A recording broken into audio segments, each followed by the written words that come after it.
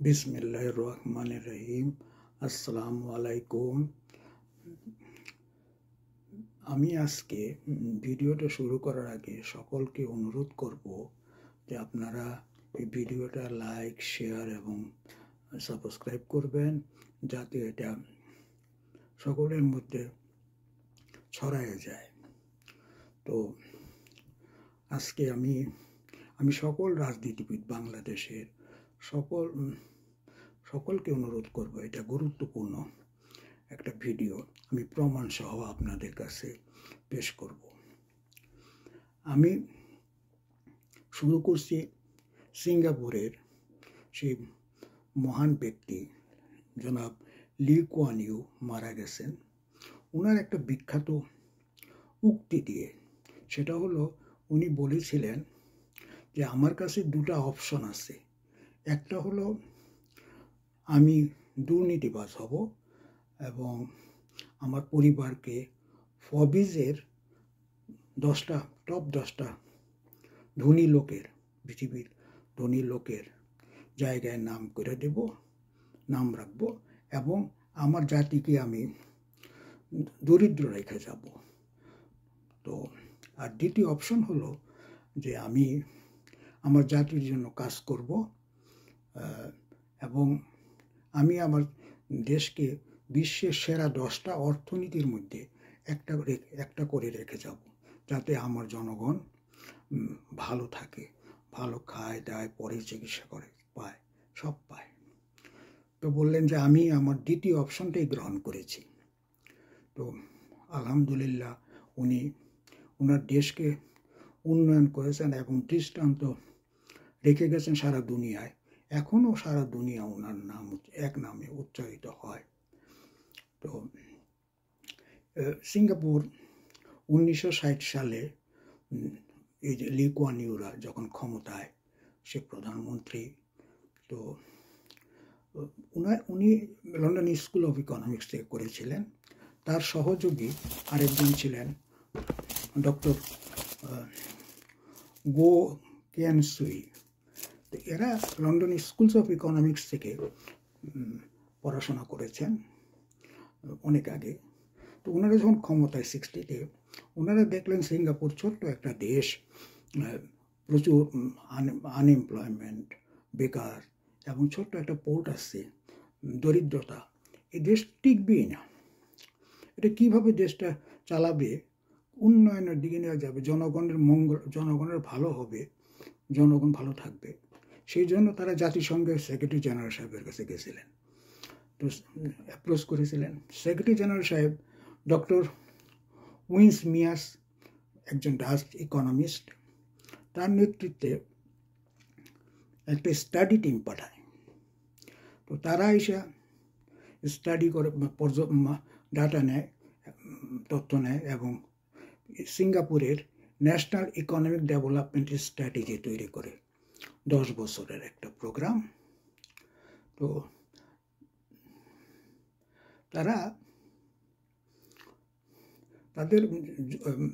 তারা প্রথম জোর দিয়েছিল বিদেশি বিনিয়োগ এনে করার জন্য, কর্মসংস্থান, কাজকাম বৃদ্ধি করার জন্য, জনগণের জন্য, অন্য কোনো দিকে না। জনগণের কাজকাম বৃদ্ধি, কর্মসংস্থান, কাজ বৃদ্ধি করার দিকে নজর দিয়েছেন, ফরেন ইনভেস্টমেন্ট এনে। তো প্রথম দিকে তারা লেবার ইন্টেন্সিভ কলকারখানা, যেমন আমাদের গার্মেন্টস, সেটার উপর জোর দিয়েছিলেন এবং তারা সরকারি পয়সায় অ্যাপার্টমেন্ট বিল্ডিং বানানোর জনগণের জন্য, সেটার দিকে জোর দিয়েছিলেন, যাতে বিদেশিরা দেখে যে এই দেশের ওই সিঙ্গাপুরের লোকজন, শ্রমিকরা সবাই ভালো বাসায় টাসায় থাকে। এটা দেখে তারা ইমপ্রেস হবে এবং ইনভেস্টমেন্ট করবে।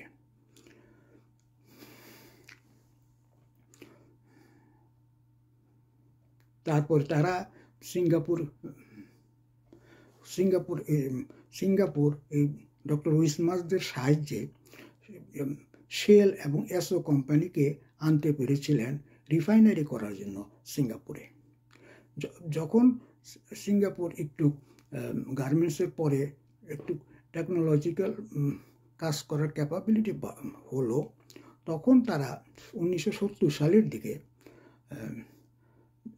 70 সালের দিকে এই ডাচ ইকোনমিস্ট আপনার নিজের দেশ নেদারল্যান্ডে গিয়া ফিলিপস কোম্পানি নেদারল্যান্ডের তাদেরকে সিঙ্গাপুরে নিয়ে আসেন ইলেকট্রনিক জিনিস তৈরি করার জন্য।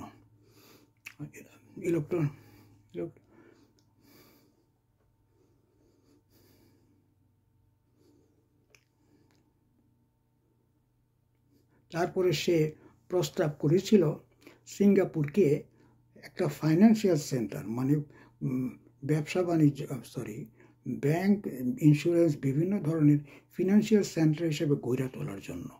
এটা ইয়েকে বলেছিল ডক্টর উইন্স মিয়াস, সিঙ্গাপুর গভর্নমেন্টকে বলেছিল তোমরা এদিকে জোর দাও, এটা ফিনান্সিয়াল সেন্টার করা এবং international centre for air traffic, ওই যে প্লেনে যাত্রী আনা, যেটা নাকি এখন সিঙ্গাপুর এয়ারলাইন্স করে, এবং সি পোর্ট, সমুদ্র পোর্টের দিকে জোর দিতে।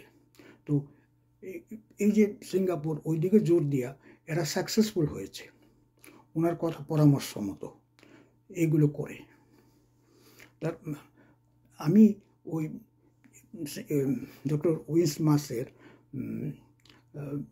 কন্ট্রিবিউশনটা আমি আমার এই যে কমেন্টস বক্সে আমি উইকিপিডিয়া থেকে নিয়ে নিচে দিয়ে দেব, আপনারা ওটা পড়ে দেখবেন সকলে। তো এখন 1978 সালে 1978-এ চায়না তখনও দরিদ্র অবস্থায় আছিল, অনুন্নত ছিল। তার নেতা ছিলেন,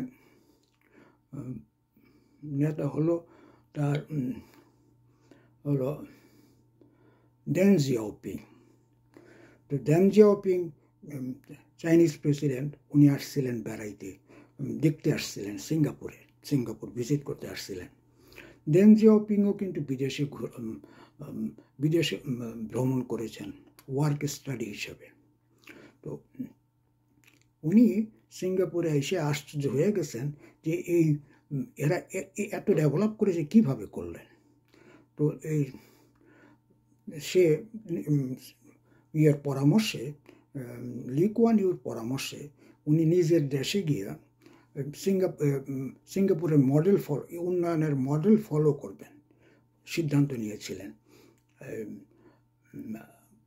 আমাদের চাইনিজ লিডার হলো ডেং জিয়াওপিং। তো উনি তখন 70-এর উপরে বয়স। তো উনি নিজের সিঙ্গাপুর মডেল ফলো করবেন বলে লি কুয়ান ইউর কাছ থেকে, লি কুয়ান ইউর যে ডেপুটি প্রাইম মিনিস্টার ছিলেন, আমি যার নাম বলেছি গো ক্যাং সুই, তাকে উনি নিয়ে যান চায়নাতে। তখন কিন্তু বাই দিস টাইম রিটায়ার করেছিলেন। তো গোকে চায়নার স্টেট কাউন্সিলের অ্যাডভাইজার বানাইছিলেন। স্টেট কাউন্সিল হলো এদের ক্যাবিনেট, মন্ত্রিসভা মতো, আমাদের মন্ত্রিসভার মতো ক্যাবিনেট। ওটা অ্যাডভাইজার বানিয়েছিলেন ফর দ্য ডেভেলপমেন্ট অফ, উন্নয়নের জন্য 4টা special economic zone and coastal area, মানে ওই সমুদ্র তীরের এলাকাতে 4টা, এবং ট্যুরিজমের জন্য। কারণ এই নিজের দেশে ফরেন ইনভেস্টমেন্ট আনার জন্য ইকোনমিক ডেভেলপমেন্ট বোর্ড করে এবং জুরং ইন্ডাস্ট্রিয়াল এস্টেট করে, যেখানে উনি বিদেশি ইনভেস্টার আনেন, বিদেশি ইনভেস্টারদের সাথে নেগোশিয়েট করেন, সিঙ্গাপুরে নেগোশিয়েট করেন এবং এর ফরেন ইনভেস্টারদের ওখানে আনেন, বিভিন্ন রকম সুযোগ সুবিধা, এবং সিঙ্গাপুরে রিফর্ম করে এদের আনেন। ফলে গোর সাথে বিদেশি ইনভেস্টারদের যোগাযোগ ছিল। এটা গুরুত্বপূর্ণ কারণ হলো চীনে বিদেশি ইনভেস্টার কারা তার কাছে আসছিল, কারা করেছে, কারা ফেরত গেছে, তারা কি চায়, কি দিলে তারা আসবে, এগুলোর গো জানতো, ফলে গোরে তারা নিয়ে গেছে, চাইনিজরা তাদের অ্যাডভাইজার বানিয়েছিল। এবং এই যে উন্নয়নের কৌশল হিসাবে জব ক্রিয়েশন মানে কাজ তৈরি করা, চায়নার উন্নয়নের কৌশল হিসাবে প্রাথমিক জোর ছিল কাজ সৃষ্টি করা। সেটা অ্যাডপ্ট করেছিল সিঙ্গাপুরও এবং চায়নাও। ফলে তারা ওই প্রথম চাকরি ক্রিয়েশনের জন্য ওই গোকে নিয়ে যায় স্পেশাল ইকোনমিক জোনের ডেভেলপ করার জন্য। গো গিয়া চায়নাতে ফরেন ইনভেস্টর আনে, চায়নার উন্নয়ন শুরু হয়। যদি চায়নাতে তখন চাকরি ক্রিয়েট না করতো, চায়নার বেকাররা রাশিয়া যখন কলাপস করছিল, চায়নারও কলাপস করার অবস্থায় ছিল। ফলে এই স্পেশাল ইকোনমিক জোনে চাকরি ক্রিয়েট করা শুরু করা, তারপরে এখনও করতেছে, এটাকে চায়নাকে রক্ষা করেছিল। চায়না ফর্ম অফ সোশ্যালিজমকে রক্ষা করেছিল। আমি এই ভিডিওটা আমার কমেন্ট বক্সের নিচে দিয়ে দিয়েছি, আপনারা কাইন্ডলি সেটা দেখবেন। তো পরবর্তীতে কিছুদিন পর ন্যানিয়াং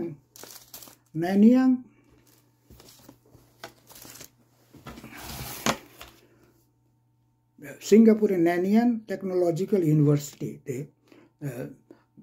তারা কোর্স চালু করলো, লি কুয়ান ইউরা, যে চাইনিজ অফিসিয়ালরা হাজার অফিসিয়ালরা এসে ট্রেনিং নিয়েছিল যে কিভাবে চায়নাকে ডেভেলপ করা যায়।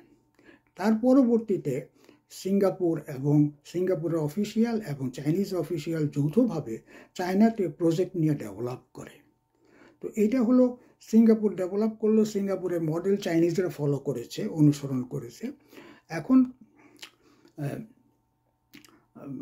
আমাদেরকেও বাংলাদেশকেও একটা মডেল ফলো করতে হবে, চাইনিজ মডেল। আমরা ফরেন ইনভেস্টমেন্ট প্রথম জোর দিতে হবে, ফরেন ইনভেস্টমেন্ট আনা। তার জন্য আমাদের উন্নয়নের কৌশল হবে ফরেন ইনভেস্টমেন্ট দিয়ে শুরু করা, যাতে আমাদের জব ক্রিয়েশন হয়, কর্মসংস্থান, চাকরি বাকরি বাড়ে। এখন হাজার বেকার ছেলে, এরা তো দেশ কি করবে? এরা তো মানে দেশের জন্য সমস্যা ক্রিয়েট করতেছে। তো এই জন্য আমি ডক্টর ইউনূস সাহেবকে দেখলাম, উনি এপ্রিল মাসে এলন মাস্ককে নিয়ে আসতেছেন, আরও বেশ কিছু বড় ব্যবসায়ী, ইন্ডাস্ট্রিয়ালিস্ট, ওদেরকে নিয়ে আসতেছেন ঢাকায়। তো উনি সঠিক পথে আগাচ্ছেন। আমাদের ওনার ইন্টারন্যাশনাল কানেকশন আছে। এলন মাস্কদের কীভাবে আনতে হবে এটা উনি জানেন। তো উনি তাদের কাছ থেকে অ্যাডভাইজারও নিতে পারেন, যে তোমরা অ্যাডভাইজার দাও আমাকে, তোমরা কী দিলে আসবা, কী সুবিধা দিলে, কী সুযোগ দিলে আসবা, সেটা ওনাকে বললে, তারা বললে উনি অ্যাকর্ডিংলি ওদেরকে সেই সুযোগগুলি দিবেন। আমাদের এখানে প্রচুর কলকারখানা হবে, আমরা চায়নার মতো উন্নতির দিকে যাব। এছাড়াও উনি আমেরিকানদের, এলন মাস্কের সাথে ট্রাম্পের ভালো যোগাযোগ আছে, উনি এদের দিয়া আমাদের জিনিসপত্র যেন, আমাদের উৎপাদিত দ্রব্য ডিউটি ফ্রি আমেরিকান মার্কেটে ঢুকতে পারে। তাইলে তো চাইনিজ বড় ম্যানুফ্যাকচাররা আমার দেশে আসবেন, বাংলাদেশে ম্যানুফ্যাকচার করবেন, এক্সপোর্ট করবেন। ইউনূস সাহেব চায়নাকে বলতে পারে যে তোমরা এখানে আসতে চাইলে তোমাদের কী সুযোগ সুবিধা দিলে হবে, তোমরা অ্যাডভাইজার পাঠাও, গোর মতো অ্যাডভাইজার, যার সাথে বিদেশি ইনভেস্টারদের যোগাযোগ আছে। তো উনি ক্যাপেবল মোর দেন মি, এগুলো আমি বলতেছি শুধু আর কি। তো উনি জানেন কি করবেন। তো এখন কোরিয়ার থেকে আসতে পারে, উনি কোরিয়ার থেকে আনতে পারেন। এছাড়াও আমি দেখেছিলাম উনি কোরিয়া না কোন দেশে 2 লাখ কর্মী পাঠাবেন।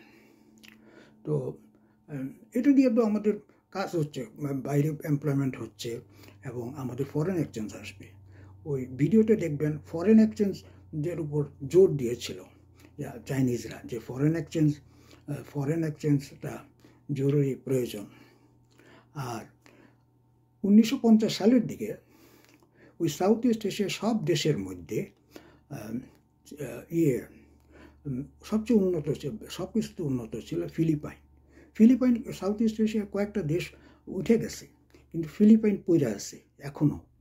ফিলিপাইন পইরা আছে পিছনে। কারণটা হলো, আমি আরেকটা ভিডিও দিচ্ছি ফিলিপাইনের বিষয়ে, আপনারা দেখবেন, দিচ্ছি ইয়েতে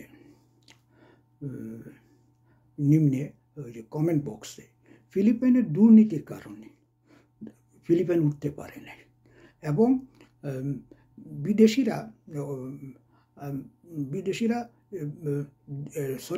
দেশের লোক, ওখানে ভিডিওতে বলতেছে লি কুয়ান ইউ, দেশের লোককে চাইতে হবে যে পলিটিক্সটা এমনভাবে করতে হবে, দেশের লোকের পলিটিক্স এই হইতে হবে, দেশ যেন ভালো, দেশের পলিটিক্স হবে জনগণের মঙ্গলের জন্য, সেই ধরনের জনগণের চাইতে হবে এই মানে ভালো পলিটিক্স। ওই মরা নেতার নামে স্লোগান দিলে তো দেশের উন্নয়ন হবে না। মরা নেতার নামে স্লোগান দিয়ে দেশ লুটপাট করা হয়, দেশ উন্নয়ন হয় না। এগুলো জনগণ ওইখানে বলেছে লি কুয়ান ইউ ফিলিপাইনের ভিডিওতে, যে ওরা পলিটিক্সটা ঠিক না, জনগণরে দেশের উন্নয়নে, দেশে কলকারখানা সৃষ্টি করার পলিটিক্স করতে হবে, ওইটার দিকে করতে হবে, সেটাও বলেছে। আর দেশের ওখানে ভিডিও দেখবেন বলেছে যে এই যে স্পেশাল ইকোনমিক জোন, যেমন আমাদের এক্সপোর্ট প্রসেসিং জোনে, এখানে ইলেকট্রিক সাপ্লাইটা দিতে হবে সর্বসময়। কারখানা বসায় রাখলে তো কস্ট অনেক বাইরে যায়, প্রোডাকশন কস্টে, বিদেশে এক্সপোর্ট করা যায় না। রাস্তাঘাট তৈরি করতে হবে যেন জিনিস মাল ইম্পোর্ট এক্সপোর্ট ঠিক মতো করা যায়। পোর্টে যেন কুইকলি পোর্টে দিয়ে আসা যাওয়া করতে পারে মালপত্র, সবগুলি আমাদের ঠিক করতে হবে। তো এগুলো আমাদের প্রয়োজন। আর এখন বলে উনি একমাত্র আমাদের মধ্যে, ইউনূস সাহেব, ওনার ক্যাপাবিলিটি আছে, দেশে বিদেশে ওনার যে কানেকশন আছে, এ দিয়ে আমরা ওনাকে ব্যবহার করতে হবে। উনি আসেন বলে আজকে কোনো মিলিটারি কু হইতে পারবে না। কারণ মিলিটারি কু হইতে গেলে জেনারেলরা আমেরিকার অনুমোদন চাবে, আমেরিকার কাছ থেকে পারমিশন চাবে, আমেরিকানরা তার বিরুদ্ধে কোনো কু হইতে দেবে না। আর উনি যে কানেকশন আছে, এত এই যে এস আলম, সাইফুজ্জামান বাবু আর যে হাসিনা রেহানারা যে টাকা নিয়ে গেছে, এগুলো, তারপরে আজিজ খান, এদের টাকা আনতে পারবেন, ওনার সেই কানেকশন আছে এবং উনি পারবেন। ফলে ওনাকে আমাদের একান্ত প্রয়োজন। হ্যাঁ, আর এদের ধৈর্যও আনতে পারবেন, দেশে এনে বিচারও করতে পারবেন উনি। আমাদের দেশের এখন $100 বিলিয়ন বিদেশি লোন, এটা চায়নাতে এরকম অবস্থা ছিল না, সিঙ্গাপুরে ছিল না। আমরা এই লোন বোঝা নিয়ে কীভাবে আগাবো, আমারও কিন্তু মাথা বুঝি না আমি। কিন্তু উনি এগুলির কাছ থেকে টাকা আজকে দেখেছি উনি একটা স্টেপ নেওয়ার, ওই যে টিউলিপের টাকার ব্যাপারটা লন্ডন থেকে আনার জন্য উনি স্টেপ নিচ্ছেন। ওনার কথা দুনিয়া শোনে। তো উনি আমাদের জন্য লি কুয়ান ইউ, বাংলাদেশের জন্য লি কুয়ান ইউ, এবং আর উনি আমাদের ডেং জিয়াওপিং, উনি একমাত্র নেতা। আমি বিএনপির তারেক রহমান সাহেবকে অনুরোধ করব, দেখেন আপনার আব্বা জিয়াউর রহমান সাহেবকে এখনও আমরা মনে রাখি। উনি 71 সালে স্বাধীনতার ঘোষণা দিয়া উনি যুদ্ধে নেমেছিলেন। যুদ্ধের শেষে যে উনি দেশের সেনাপ্রধান হবেন, প্রেসিডেন্ট হবেন, কিচ্ছু ছিল না। কিন্তু উনি দেশপ্রেম, দেশের জনগণকে রক্ষার জন্য, এই পাকিস্তানি হামলার থেকে রক্ষার জন্য উনি যুদ্ধে নেমেছিলেন। তো সেরকম আপনারা ইলেকশনে এখন দিলে আপনারা জিতবেন, কিন্তু আমরা তো দেশের জনগণ চাই জব ক্রিয়েশন, ফরেন ইনভেস্টমেন্ট, এটা জব ক্রিয়েশন, উন্নয়ন। তো জনমত কিন্তু আমি 3টা সার্ভেতে দেখেছি যুগান্তরে, জনমত কিন্তু এখন ইলেকশন চায় না। তো আপনারা একটু ইলেকশন দেরি করে নেন, ক্ষমতায় নাই গেলেন, দেশের লোকরা, আপনি সিঙ্গাপুরের লি কুয়ান ইউর মতো দেশের লোকরা ভালো করে যান, দেশের লোকরা দেশের অর্থনীতি, এমন একটা অর্থনীতি দিয়ে যান যাতে দেশের লোক ভালো থাকে। আমরা, দেশের লোক বুঝবে যে আপনি স্যাক্রিফাইস করেছেন। তারেক সাহেব, আপনি বলতেই বিএনপি, আর কেউ না। আপনার বাপ স্যাক্রিফাইস করেছে, আমরা মনে রাখছি এখনো। উনি বিরাট জাতীয় নেতা এখনো। তো আপনি, আর আপনারা যদি ইলেকশনে 2-3 বছর পরে হয় জিতেনও, উনাকে রাখেন প্রধানমন্ত্রী হিসাবে, ডক্টর ইউনূস সাহেবকে। উনি লিড করতে পারবেন দেশে উন্নয়নের দিকে, দেশের জনগণের উন্নয়নের দিকে। আর আর আপনারা এখন ইলেকশন দিলে আপনারা জিতবেন ঠিকই, কিন্তু ক্ষমতায় বোধহয় বেশি দিন থাকতে পারবেন না। ইন্ডিয়ান এজেন্টরা ওই যে ইয়েকে আপনার এখানে যে এরকম গণ্ডগোল, এরা এই যে লুটের পয়সা এখন ঢালতেছে, এই যে আওয়ামী লীগ যারা লুট করে গেছে, এদের টাকা ইন্ডিয়ান এজেন্টরা দেশে যে মানে যেরকম এগুলি করতেছে, জুলুম অত্যাচার শুরু হয়েছে, এগুলি ওরা করতেছে, এগুলি বাড়বে, পত্রিকারা আপনাদের বিপক্ষে লিখবে, ফলে আপনাদের তারপরে সরকারের এবং মিলিটারি সরকার বিভিন্ন উচ্চ পদে আওয়ামী লীগের লোকজন রয়ে গেছে, ফলে আপনাদের কিছুদিনের মধ্যে ক্ষমতাচ্যুত করবে।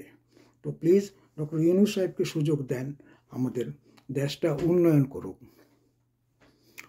করুক। আর আপনার আরেকটা কথা বলি, এই যে সিকিমের লিডার ছিল, অপোজিশন লিডার ছিল লেনদুপ দর্জি। এই সুজাতা সিং যে ইন্ডিয়ান ফরেন সেক্রেটারি 2008-এ আসছিল, তার বাপ ছিল মেজর সিং, ওই ইন্ডিয়ান রর এজেন্ট ছিল। ওখানে গিয়া ওই ইন্ডিয়ান এজেন্টগুলো দিয়ে পয়সা ডাইলা ও আপনার সিকিমরে অস্থির করে তুলছিল, এবং সিকিমে গণ্ডগোল লাগায়া অস্থির করে তুইলা সিকিমের রাজাকে উচ্ছেদ করে, এবং তারা এটা দখল করে নেয়। তো এখন বাংলাদেশকে কিন্তু তারা এই পর্যায়ে নিয়ে যাবেন। ডক্টর ইউনূস সাহেব সেটা রক্ষা করতে পারবেন আশা করি, দোয়াও করি। তো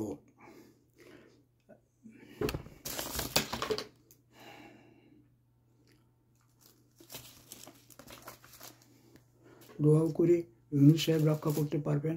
তো আমি নিচের আপনারা ভিডিওগুলো, টেক্সটগুলো অ্যান্ড ভিডিওগুলো দেখবেন আশা করি। এবং সকল নেতা, আমাদের এখন সর্বোচ্চ অগ্রাধিকার হবে বিদেশি বিনিয়োগ আইনা জব ক্রিয়েশন করা, এরা ভালো থাকার। তো এই পর্যন্তই আজকে আমার বক্তব্য। ইলেকশনটা বড় জরুরি না। আর আমি মির্জা ফখরুল ইসলাম সাহেবকে বলবো, আপনারা ওই ফেসবুকে যে আপনাদের বিভিন্ন নিউজ আসে, তার নিচে কমেন্টসগুলো দেখবেন। প্রতিটা কমেন্টসে, যতগুলি কমেন্টস আছে তার মধ্যে 90% কমেন্টসে আপনাদের দোষারোপ করতেছে। বর্তমানে এই যে যারা বিপ্লবী, যারা নাকি বৈষম্যমূলক যে আন্দোলনটা হয়েছিল, যেটা দেশকে উন্নয়নের দিকে নিয়ে যাচ্ছিল, সেটার জন্য বাধা আপনাদের দোষারোপ করতেছে। তো ওখানেও আপনারা দেখেন জনমত কিন্তু আপনাদের বিপক্ষে চলে যাচ্ছে। আর জনমত কিন্তু আপনারা সার্ভে করেন, জনমত কিন্তু এই মুহূর্তে দেশে ইলেকশন চায় না। আমি কিন্তু বিএনপির ভোটার, আমিও কিন্তু এই মুহূর্তে ইলেকশন চাই না। আমি চাই দেশটা কলকারখানা গইরা উঠুক বিদেশি বিনিয়োগের মাধ্যমে, যেটা ডক্টর ইউনূস সাহেব পারবেন। তো আজকে আমার বক্তব্য এই পর্যন্তই। আল্লাহ হাফেজ। আপনারা সকলে ভালো থাকবেন।